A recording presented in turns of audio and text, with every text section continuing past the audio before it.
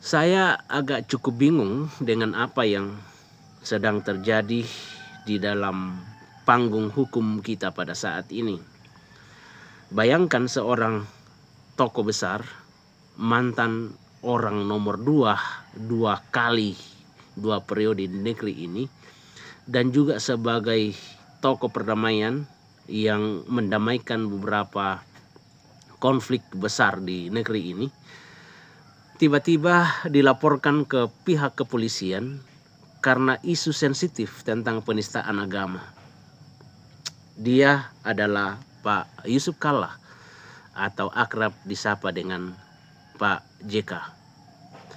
Tetapi kita tidak akan membahas tentang apa yang dikatakan oleh Pak JK, tetapi kita akan mencoba mengulik motif di balik pelaporan beliau ke pihak kepolisian. Kita akan melacak sisi pelapor. Nah, untuk melacak hal ini, maka kita akan menggunakan sebuah metode yang dikenal dengan detektif politik. Kita akan mengikuti jalur kekuasaan, ya, akan melihat jalur kekuasaan dari si pelapor. Nah, kita akan menjawab beberapa pertanyaan. Siapa sebenarnya pelapor ini? Apa jabatannya? Dan siapa yang ia bela dan kepada siapa ia bertanggung jawab? Kita akan mengupas tuntas ini dalam logika sarungan. Logikanya orang kampung, logikanya rakyat jelata.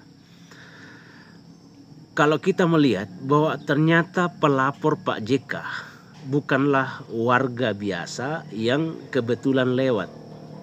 Ia adalah seorang komisaris di sebuah perusahaan plat merah, salah satu perusahaan besar di Indonesia, dan juga adalah seorang anggota partai dari sebuah partai politik yang posisinya sangat bergantung pada lingkaran kekuasaan atau penguasa sebelumnya yang baru saja dikritik atau disenggol oleh Pak Yusuf Kalla.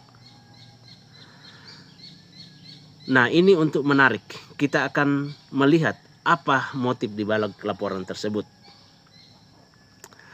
Dalam bayangan kita, hukum itu seharusnya seperti wasit sepak bola yang netral.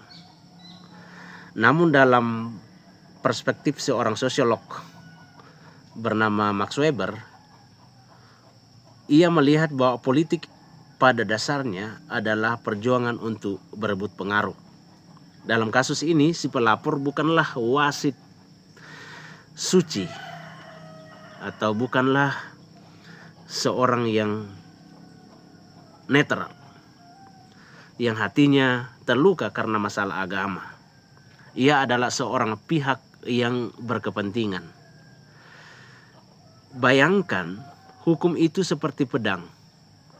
Karena Pak JK sering melontarkan atau baru saja melontarkan pernyataan keras yang menggoyang kenyamanan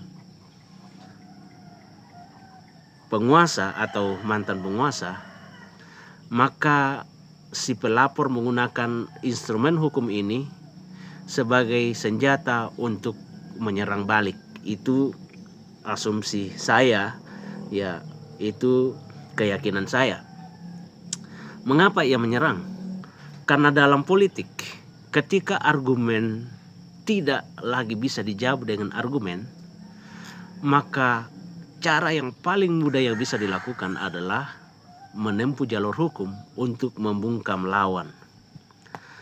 Dalam konteks ini tujuannya jelas, yaitu membuat Pak Yusuf Kalla ya sibuk dengan urusan polisi sehingga kritiknya atau pernyataan-pernyataannya yang kontroversial itu meredup. Setidaknya Pak JK bisa sibuk sementara untuk mengurus kasus hukumnya jika itu berlanjut ke proses hukum. Selanjutnya, kalau kita melihat ini sebenarnya sebuah metode juga di dalam politik, sebuah pendisiplinan. Ya, dalam teorinya Karl Marx, menurut dia bahwa perangkat hukum seringkali bertindak seperti panitia yang mengelola urusan kelompok penguasa atau orang-orang kaya. Laporan ke polisi ini kita bisa baca sebagai upaya untuk menegakkan disiplin. Pak JK adalah seorang tokoh besar yang punya suara vokal dan kadang belak-belakan. Kritiknya dianggap gangguan bagi kredibilitas mantan penguasa ataupun penguasa. Karena itu, karena si pelapor menikmati keuntungan materi dan status sosial sebagai pejabat dari struktur kekuasaan saat ini, ia merasa kewajiban untuk memukul balik siapapun yang berani menyentuh bos atau majikan atau sistem yang memberinya makan, maka itu harus dilawan. Jadi laporan ini adalah sebuah cara sistem kekuasaan untuk menjaga dirinya agar tetap terlihat bersih dari kritik. Jadi ini adalah dalam perspektifnya Marx sebagai sebuah proses pendisiplinan. Tapi apakah Pak Yusuf Kalla akan efektif didisiplinkan dengan hukum? Ya, kita tidak tahu akan seperti apa kelanjutannya. Nah, di dunia birokrasi ada juga istilah yang cukup nakal yang dikenal dengan spoils system atau sistem jarahan. Ini adalah kondisi di mana jabatan mentereng seperti komisaris BUMN, Dirut, atau pimpinan-pimpinan perusahaan negara kadang-kadang diberikan bukan karena keahlian teknis, melainkan sebagai hadiah atau balas jasa atas loyalitas politik yang diberikan oleh seseorang. Kalau kita melihat, si pelapor saat ini berada dalam lingkaran tersebut. Ia diangkat karena loyalitasnya pada kekuasaan atau orang yang dia dukung, yang sedang berkuasa. Maka muncul sebuah ikatan balas budi yang sangat kuat. Ada ketakutan luar biasa di sana. Takut kehilangan gaji, jabatan, dan status sosialnya. Jadi tindakan melaporkan Pak JK adalah cara si pelapor untuk membuktikan kesetiaan kepada atasan atau majikan politiknya. Ia seolah ingin berteriak kepada sang majikan bahwa lihat, saya membela kalian, saya berani menyerang Pak JK demi menjaga posisi saya. Ini bukan lagi soal membela agama, tetapi soal menjaga keberlangsungan posisi, jabatan, dan pundi-pundi rupiah yang ia terima setiap bulan.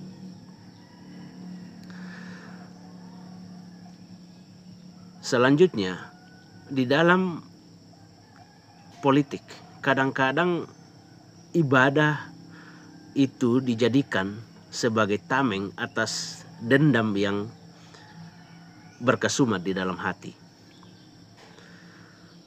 Mengubah dendam menjadi ibadah, ini adalah bagian yang paling cerdik sekaligus berbahaya.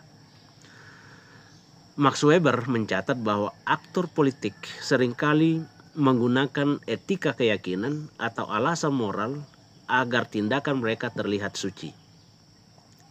Si pelapor mungkin secara sadar atau tidak sadar meyakini bahwa ia sedang membela Kristen karena Pak JK dituduh menista. Namun secara sosiologis ini adalah sebuah kamuflase. Isu agama dipilih karena itu adalah peluru yang paling ampuh dan mematikan di negeri ini. Dengan menggunakan isu penistaan agama, pelapor mencoba menaruh Pak JK di panggung penghinaan. Ini adalah imbalan spiritual bagi si pelapor. Ia merasa puas karena bisa membalas dendam atas nama Tuhan atau atas nama agama atau atas nama kelompok yang dinista. Padahal kalau kita melihat motivasi aslinya adalah sakit hati karena bos politiknya sedang dikritik. Agama hanyalah dipinjam sebagai bungkus agar masyarakat ikut membenci Pak JK. Max Weber juga memperingatkan tentang dosa mematikan dalam dunia politik, yaitu disebut sebagai keangkuhan atau kesombongan. Banyak orang yang baru punya jabatan sedikit saja sudah ingin tampil glamor dan menonjolkan diri di depan penguasa. Si pelapor ini tampaknya haus akan pengakuan itu. Ia ingin terlihat sebagai pahlawan yang berani melaporkan tokoh kaliber dunia seperti Pak Yusuf Kalla demi mengejar penampilan kekuasaan yang gemilang ini. Ia rela kehilangan objektivitasnya. Ia tidak lagi mau melihat ceramah Pak JK secara utuh yang sebenarnya bertujuan untuk menjelaskan realitas konflik demi perdamaian. Ia lebih memilih melihat potongan-potongan kalimat yang ada dalam video yang beredar yang dijadikan sebagai bahan laporan hukum. Di sini kita melihat bahwa gengsi dan panggung lebih penting baginya daripada kejujuran dalam melihat fakta sosial. Kenapa? Karena dalam video yang beredar ada juga bagian video yang mengatakan Pak JK mengatakan seperti ini, tunjukkan kepada saya dalam kitab baik Islam maupun Kristen ayat yang menyatakan bahwa membunuh itu dibenarkan. Artinya bahwa ada sisi yang terpotong yang ada dalam video itu yang kemudian tidak dilihat secara utuh. Nah, dalam kondisi seperti ini, siapa sebenarnya yang bisa menjadi hakim yang baik? Secara sosiologis, dalam persaingan kekuasaan yang panas seperti sekarang, hampir tidak ada hakim yang benar-benar netral. Semua pihak sudah punya posisi masing-masing. Si pelapor menggunakan posisi paling benar atau ortodoksi untuk menyingkirkan penjelasan Pak JK yang dianggap menyimpang. Ini adalah teknik klasik untuk mempertahankan dominasi. Mereka ingin menciptakan standar. Siapapun yang mengkritik penguasa akan dicari celah bicaranya untuk dilaporkan ke pihak kepolisian sebagai pelanggar hukum. Kalau pola-pola seperti ini terus dibiarkan di negeri ini, apa yang akan terjadi? Pada akhirnya nalar kritis bangsa ini akan mati karena semua orang akan takut bicara karena sedikit-sedikit akan dilaporkan kepada pihak kepolisian. Jadi, Sobat Sarungan, apa kesimpulan dari pembahasan kita hari ini? Jika kita melihat latar belakang pelapor yang merupakan orang dalam kekuasaan dan menikmati fasilitas jabatan dari sana, motif laporan ini sangat kuat diduga atau diasumsikan atau diyakini mengarah pada instrumentalisasi hukum. Jadi pemanfaatan hukum untuk mempertahankan dominasi. Artinya apa? Hukum sedang dijadikan alat sebagai mainan politik praktis.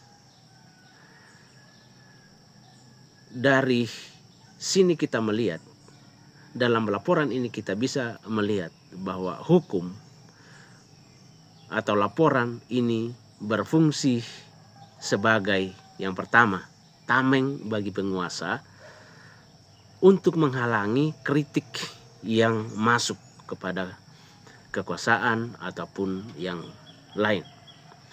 Yang kedua, laporan hukum ini berfungsi sebagai asuransi jabatan bagi pelapor